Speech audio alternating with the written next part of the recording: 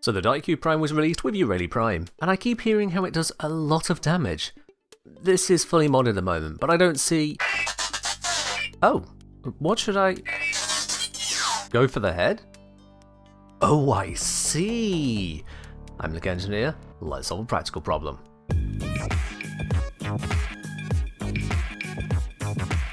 Daikyu Prime is a pretty much no-nonsense upgrade from the normal Daikyu. The charge shot deals 7.1% more damage, has 6 points more critical chance, 4 points more status chance, and 0.4 times higher critical damage. On its own, this is really not that much, but still a welcome buff. However, there are two other features added to the bow that really change it.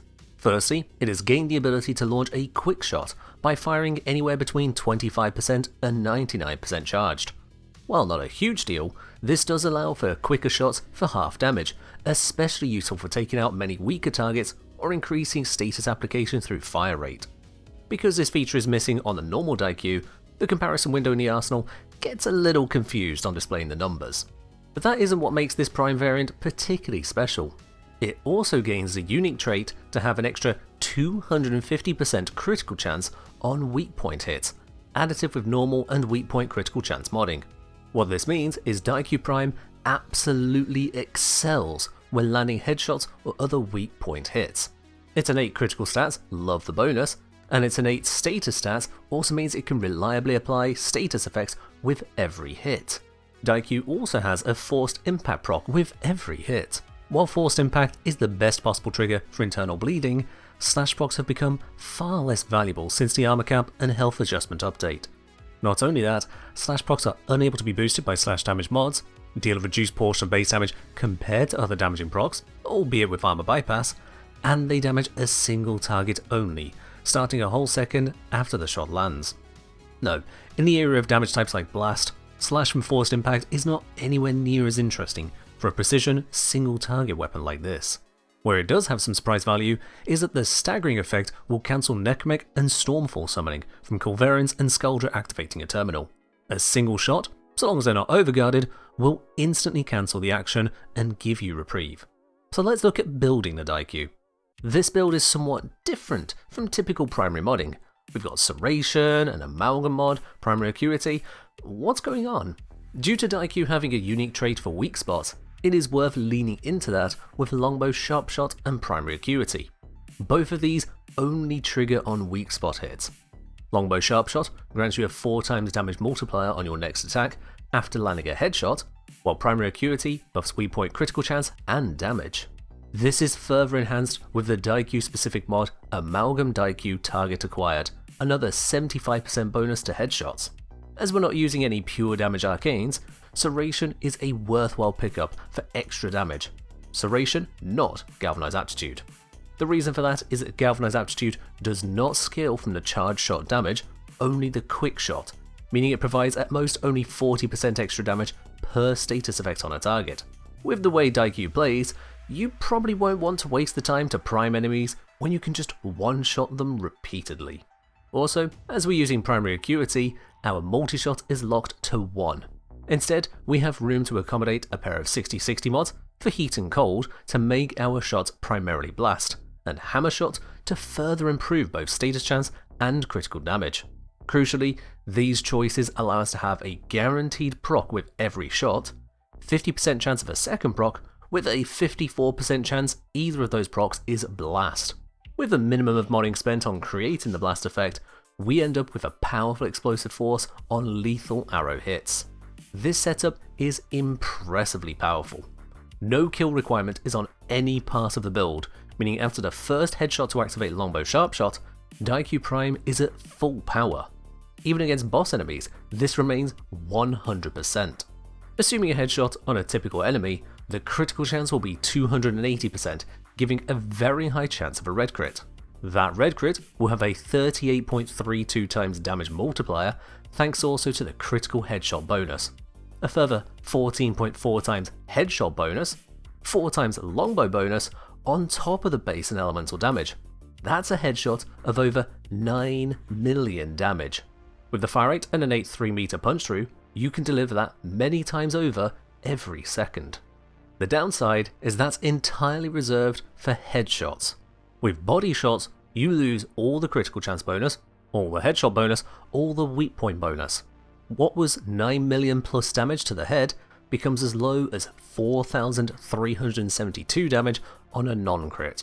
40% of the time it'll crit, but it's still just 29,383 damage. Suffice to say, if you miss the head, you're basically firing a status primer with a multi-shot of 1. Weak spot or weak shot only. I'm going to call myself out for using blast here, and more broadly, it's a symptom of game design. What's the most effective way to make single target precision weapons viable? Currently, the answer is to throw away the single target aspect by making them AoE. I was saying this in the past, every suggestion of making headshots ricochet or chain, etc. Here we are, a non-explosive bow, and my genuine suggestion is to make it explosive.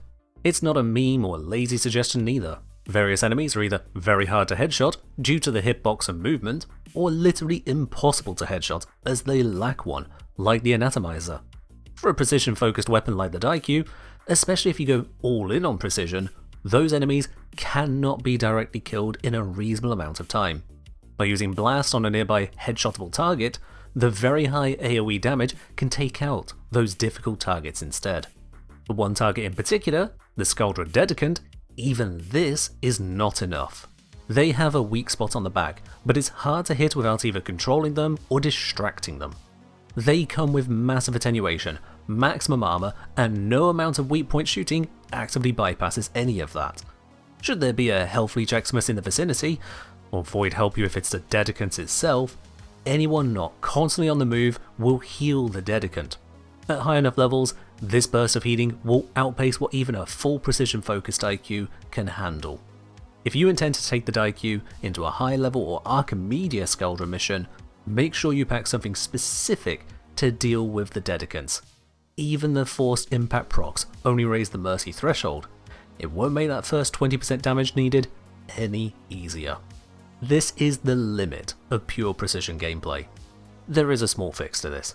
By switching out of most headshot bonuses and focusing more on classical modding, the damage of body shots can be greatly increased, but headshots will seriously suffer for it. Here we've got Galvanized Chamber, Primed Cryo Rounds, Critical Delay, and Primary Deadhead slotting in. This increases body shot damage by way of 2.3 times more from Multishot, nearly 2 times by adding Deadhead, and 1.75 times by adding Primed Cryo Rounds. When accounting for the average critical output with Critical Delay, charged body shots have climbed from an average hit of 14,000 to 111,000, a nearly 8-fold increase. This also retains the chance of landing blast procs, at the expense of the less important physical procs.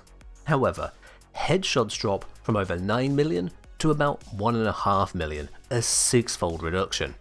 It's still a whole bunch of damage, which will handle ordinary units across much of the game, but even base Steel Path heavy gunners can survive that headshot unless you prime or defense strip them first. There is one further adjustment you can make. If you really hate trying to be accurate and want to hope that something will hit a headshot while you panic fire arrows, simply swap out Galvanized Chamber for Split Flights. On the one hand, this will make your shot a scatter of arrows to hit a variety of targets.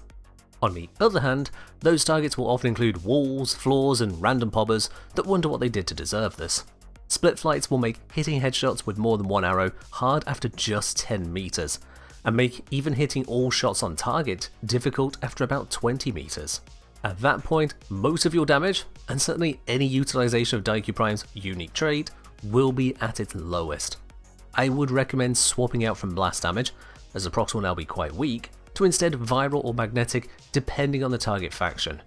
This self-priming should help recover some of your DPS. It's far from ideal, designed specifically for missions where you don't need all the precision damage. Set up this way, it functions as a corridor clearing spray.